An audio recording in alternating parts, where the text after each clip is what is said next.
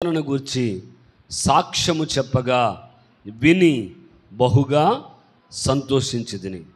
నా పిల్లలు సత్యమును అనుసరించి నడుచుకున్నారని వినుట కంటే నాకు ఎక్కువైన సంతోషము లేదు. ఇక్కడ పరిశుద్ధుడైన యోహాను గారు ఒక వ్యక్తి గురించి మాట్లాడుతున్న మాట. ఆ వ్యక్తి పేరు గాయు. పేరేంటండి? గాయు. ఈ వ్యక్తిని గురించి పరిశుద్ధుడైన యోహాను గారు ఈ పత్రిక రాస్తూ గాయును గురించి మాట్లాడుతున్న మాట ఏంటంటే, నీవు సత్యమును అనుసరించి నడుచుకొనుచున్నావు. దేవుని స్తోత్రాలు చెప్దాం. హల్లెలూయా. నీవు సత్యమును అనుసరించి ఏం అనుసరించి నడుస్తున్నాడు? సత్యమును అనుసరించి నడుచుకొనుచున్నావు. 4వ వచనంలో అంటాడు, నా పిల్లలు సత్యమును అనుసరించి నడుచుకొనుచున్నారని వినుట కంటే నాకు ఎక్కువైన సంతోషము లేదు. దేవుని సేవకుడు కోరుకునేది, దేవుడు కోరుకునేది ఒకటే.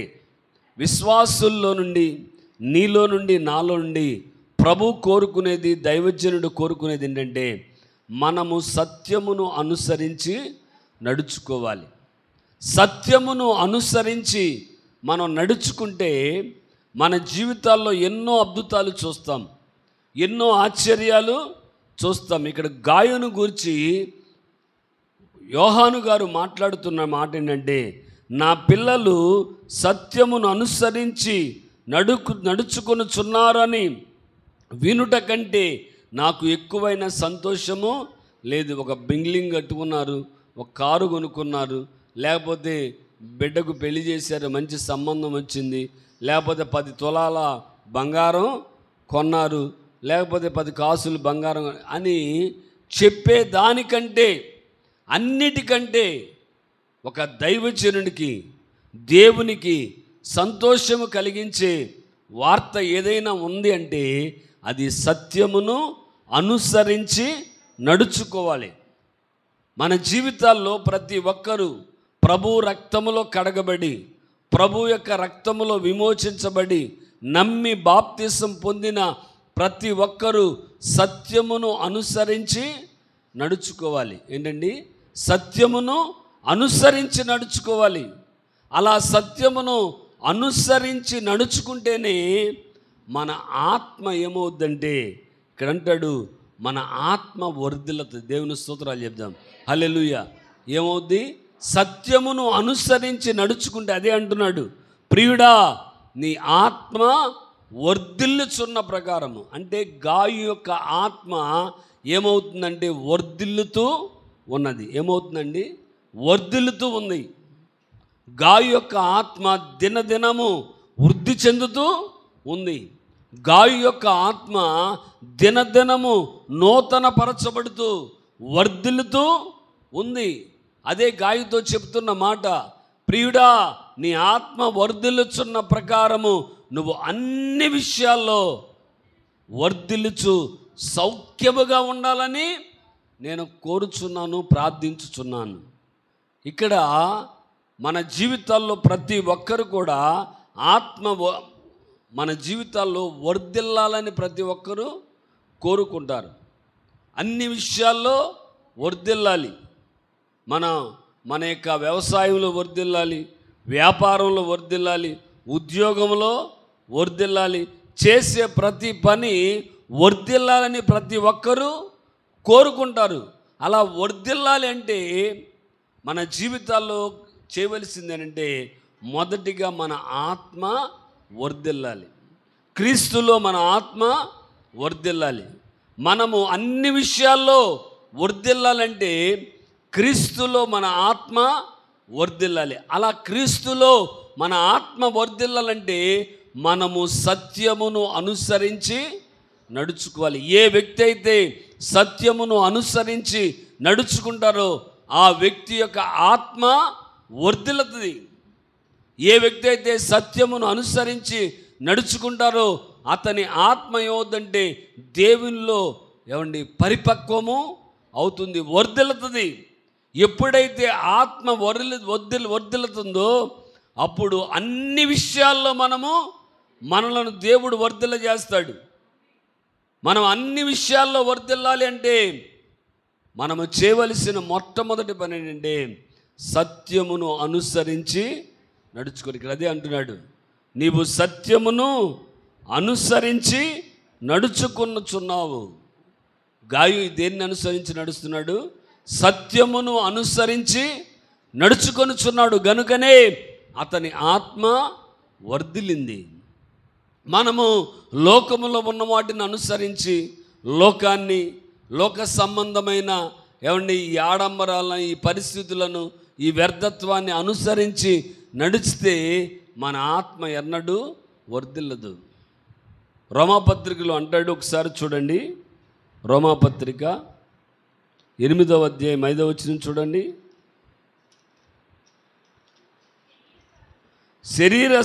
శరీరానుసారులు శరీర విషయముల మీద మనసుంతురు, ఆత్మానుసారులు ఆత్మ విషయముల మీద మనసుంతురు. శరీరానుసారమైన మనస్సు మరణము, ఆత్మానుసారమైన మనస్సు జీవము. శరీరానుసారులు శరీరానుసారమైన విషయాల మీద మనసు పెడతారు. అప్పుడు ఏమవుద్దంటే ఆత్మ వర్ధిల్లదు, ఆత్మ అనగారిపోద్ది. ఆత్మ ఎప్పటికప్పుడే బంగారం కొనుక్కోవాలి, వెండి కొనుక్కోవాలి, లేకపోతే ఆభరణాలు కొనుక్కోవాలి, లేకపోతే అది చేయాలి, ఇది చేయాలని శరీరానుసారమైన మనస్సు ఏ వ్యక్తి అయితే కలిగి ఉంటాడో ఆ వ్యక్తి యొక్క ఆత్మ వర్ధిల్లదు. ప్రార్థన చేసుకోవాలి, వాక్యం చదువుకోవాలి, దేవునితో ఇంకా ఎక్కువగా గడపాలి, ఎక్కువగా నా దేవుని స్వరాన్ని వినాలి, నా దేవుని ప్రత్యక్షతను నేను చూడాలి, ఆయన మహిమను నేను చూడాలి, ఆయన ప్రభావాన్ని చూడాలి అని ఎవరైతే ఆశపడతారో వారి జీవితాల్లో దేవుని ఆత్మ ఏమవుద్దంటే వర్ధిల్లుతూ ఉంటుంది. భక్తుడు అంటాడు, నీ సన్నిధిని నీ ప్రభావమును చూడాలని నేనెంతో ఆశపడుతున్నా. ఏమంటాడండి? దేవుని యొక్క ప్రభావమును చూడాలని నేనెంతో ఆశపడుతున్నాను అంటాడు భక్తుడు. దేవుని యొక్క ప్రభావము చూడాలని. చూడండి 63వ కీర్తన 1వ అధ్యాయం 1వ వచనం. దేవా నా దేవుడవు నీవే, వేకువనే నిన్ను వెదికెదను, నీ బలమును నీ ప్రభావమును చూడవలెనని పరిశుద్ధాలయమందు నేనెంతో ఆశతో కనిపెట్టుచున్నాను. నీరు లేక ఎండి ఉన్న దేశమందు నా ప్రాణము నీ కొరకు తృష్ణగొనుచున్నది. నీ మీద ఆశ చేత నిన్ను చూడవలనని నా శరీరము కృషించుచున్నది. నీ కృప జీవము కంటే ఉత్తమము. ఒకసారి చూడండి 4వ వచనం. నా మంచం మీద నిన్ను జ్ఞాపకము చేసుకొని రాత్రి జాముల యందు నిన్ను ధ్యానించినప్పుడు కొవ్వు మెదడు నాకు దొరికినట్లుగా నా ప్రాణము తృప్తి పొందుచున్నది. ఎంత మంచి కోరిక అండి ఇది! ఆత్మానుసారుల యొక్క కోరిక.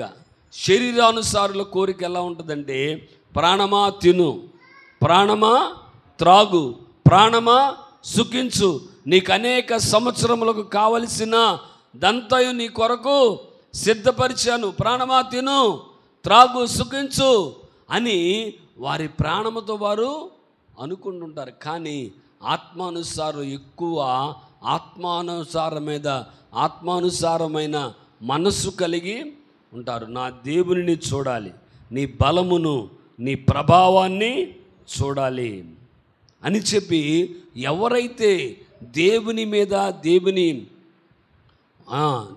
మీద ఆశ పెట్టుకుంటారో వారి జీవితాల్లో వారి ఆత్మ ఏమవుద్దంటే వర్ధిల్లదు. దేవుని స్తోత్రాలు చెల్లిద్దాం. వర్ధిల్లుతూ ఉంటుంది.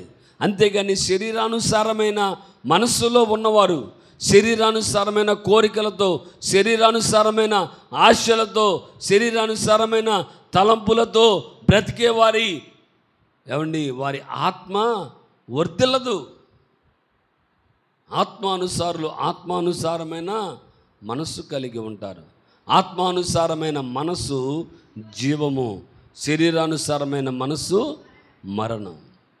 ఏమండి, జీవము కలగాలంటే, మనలో మన ఆత్మ వర్ధిల్లాలంటే మన జీవితాల్లో ఎప్పుడు కూడా ఆత్మానుసారమైన మనస్సు కలిగి ఉండాలి. ఎప్పుడు చూడాలి, దేవుని ప్రభావాన్ని చూడాలి.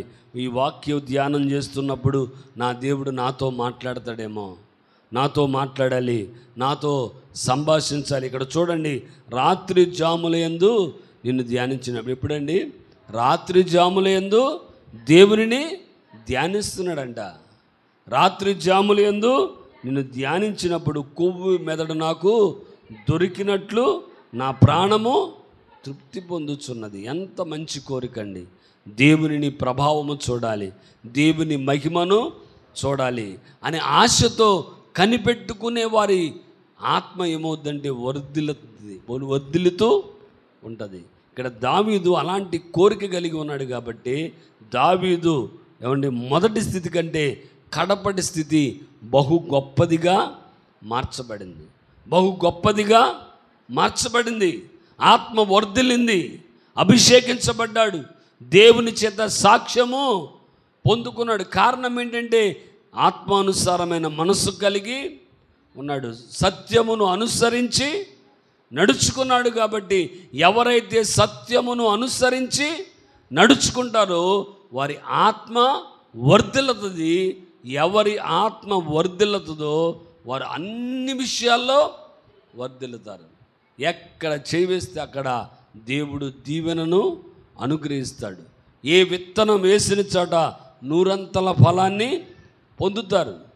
మన జీవితాల్లో ఎప్పుడు దేవుని పిల్లలైనా మనము తెలుసుకోవలసింది ఏంటంటే మనము సత్యమును అనుసరించి నడుచుకోవాలి. సత్యం అంటే ఏంటి? ఒకసారి చూడండి, యోహాను సువార్త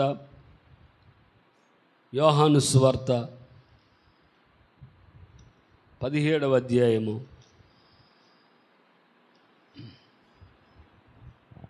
17వ వచనం. సత్యమందు వారిని ప్రతిష్ఠ చేయము, నీ వాక్యమే సత్యము. దేవుని స్తోత్రాలు చెప్దాం. హల్లెలూయా. సత్యమును అనుసరించి ఏ వ్యక్తి అయితే నడుచుకుంటాడో వారి ఆత్మ వర్ధిల్లుతుంది. ఏ వ్యక్తి యొక్క ఆత్మ వర్ధిల్లుతుందో ఆ వ్యక్తి అన్ని విషయాల్లో వర్ధిల్లుతాడు. ఈ సత్యమును అనుసరించి నడుచుకోవటం అంటే ఏంటంటే వాక్యమును అనుసరించి నడుచుకోవటమే.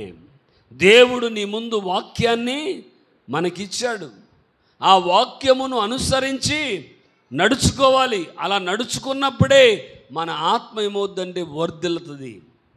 ఆత్మ వర్ధిల్లితే మనం అన్ని విషయాల్లో వర్ధిల్లుతాం, అన్ని విషయాల్లో మనం దీవించబడతాం, అన్ని విషయాల్లో మనం గొప్ప చేయబడతాం.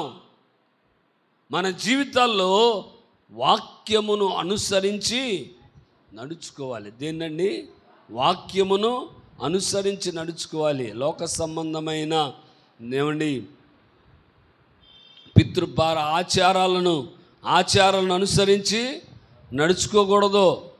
ఆచారం చెప్పుద్ది, ఏదో చేయాలని చెప్పుద్ది, కానీ ఆ ఆచారాలను మనం అనుసరించి నడుచుకోకూడదు. ఏమండి మనుష్యుల యొక్క ఆచారాలు, లోక పద్ధతులు, లోక మనుగడ, లోకము యొక్క పద్ధతులను అనుసరించి నడుచుకోకూడదు. అన్యజనుల ఆచారాలను అభ్యసించి మీరు నడుచుకొనకుడి అని దేవుని వాక్యము సెలవిస్తుంది. అన్యజనుల వలె మనం జీవించకూడదు. దేవుడు నిన్ను పవిత్రపరిచాడు, దేవుడు నిన్ను పరిశుద్ధపరిచాడు, దేవుడు తన రక్తములో నిన్ను కొన్నాడు, నిన్ను కడిగాడు. తన రక్తంలో నిన్ను కడిగి నీ జన్మ కర్మ పాపముల నుండి నిన్ను విడిపించాడు. ఒక ప్రత్యేకమైన వ్యక్తిగా. ఒకప్పుడు నువ్వు చీకటి, కానీ దేవుడు ఏం చేశాడంటే తమ అమూల్యమైన ప్రేమ చేత నిన్ను ఒక వెలుగుగా దేవుడు చేశాడు. అలా చేయబడిన మనకు దేవుడు వాక్యమును మనకు ఆధారముగా మనకు దేవుడు ఇచ్చాడు. ఆ వాక్యాన్ని మనం అనుసరించి నడుచుకోవాలి.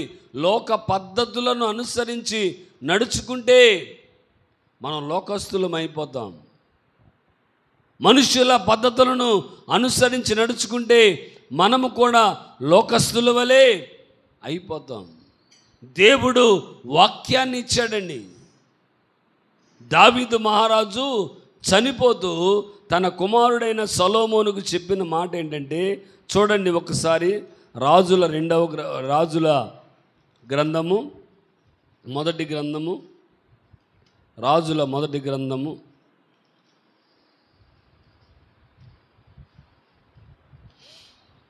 అధ్యాయము 1వ వచనం. దావీదునకు మరణకాలము సమీపింపగా అతడు తన కుమారుడైన సొలొమోనుకు ఇలాగూ ఆజ్ఞ ఇచ్చెను, లోకులందరూ పోవలసిన మార్గమున నేను పోవుచున్నాను, కాబట్టి నీవు ధైర్యము తెచ్చుకుని నీ దేవుడైన యెహోవా అప్పగించిన దానిని కాపాడి ఆయన మార్గములో నీవు అనుసరించిన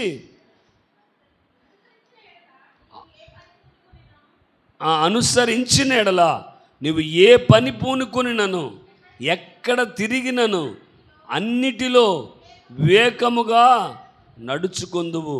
మోషే ధర్మశాస్త్రమందు వ్రాయబడి ఉన్న దేవుని కట్టడలను ఆయన నియమించిన ధర్మమంతటిని, ఆయన న్యాయ విధులను, శాసనములను గైకొనుము. దేవుని స్తోత్రాలు చెప్దాం. హల్లెలూయా. ఇలాగూ దావీదు ఎన్నో విషయాలను దావీదు చెప్పాడు. అబ్బాయి, లోకులందరూ పోయే మార్గంలో నేను కూడా వెళ్ళిపోతున్నాను. లోకులందరూ పోయే మార్గంలో నేను కూడా మరణం అనే మార్గంలో వెళ్ళిపోతున్నాను. అయితే నువ్వు బ్రతుకు దినాలన్నీ దేవుడు నీకు అప్పగించిన దానిని కాపాడుకో. దేవుడు నీకు ఏదైతే అప్పగించాడో దాన్ని నీవు కాపాడుకో. నువ్వు ఏ పని పూనుకున్నా, నువ్వు ఎక్కడ తిరిగినా, నువ్వేం చేసినా దేవుడు నీకు తోడై ఉంటాడు. దేవుడు నిన్ను ఆశీర్వదిస్తాడు అని దావీదు సొలొమోనుకు చెప్పాడు. అయితే సొలొమోను లోక పద్ధతులను అనుసరించాడంట. దేనండి? లోక పద్ధతులను అనుసరించాడు. దేవుని పద్ధతులు మానేశాడు. కొంతకాలమే దేవుని పద్ధతులు అనుసరించాడు. దేవుని పద్ధతులను అనుసరించటం మానేసి లోక పద్ధతులను అనుసరించాడు. భార్యలు ఏం చెప్తే అది చేశాడంట. చూడండి, 1 రాజుల గ్రంథం 11వ అధ్యాయము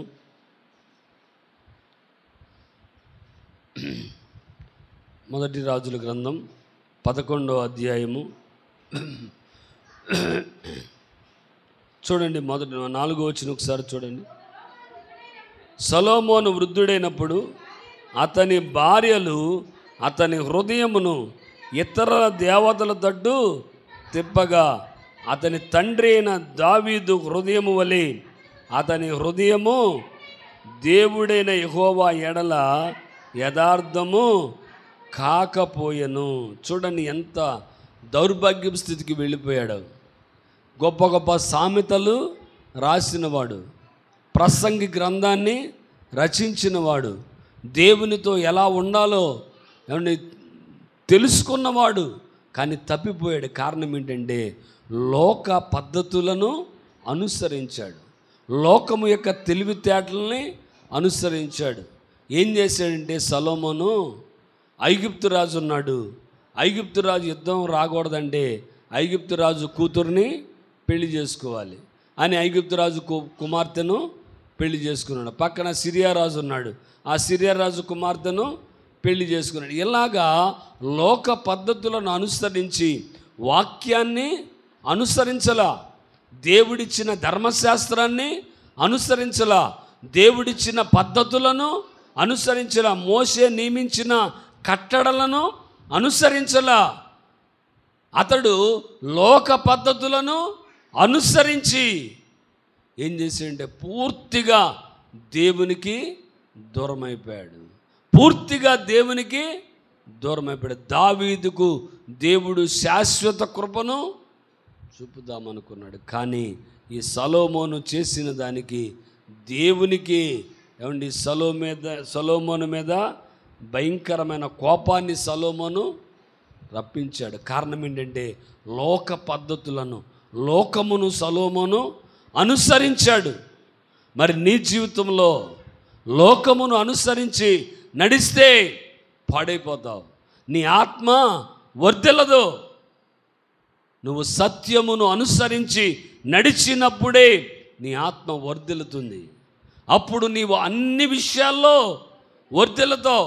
లోక పద్ధతులను అనుసరించి, లోక ఆచారాలను అనుసరించి, లోకము చేసే పద్ధతులను అనుసరిస్తే నీ ఆత్మ వర్ధిల్లదు. ఇక్కడ అంటున్నాడు, గాయు సత్యమును అనుసరించి నడిచాడు కాబట్టి అతని ఆత్మ వర్ధిల్లిన ప్రకారము అతడు అన్ని విషయాల్లో వర్ధిల్లుతాడు.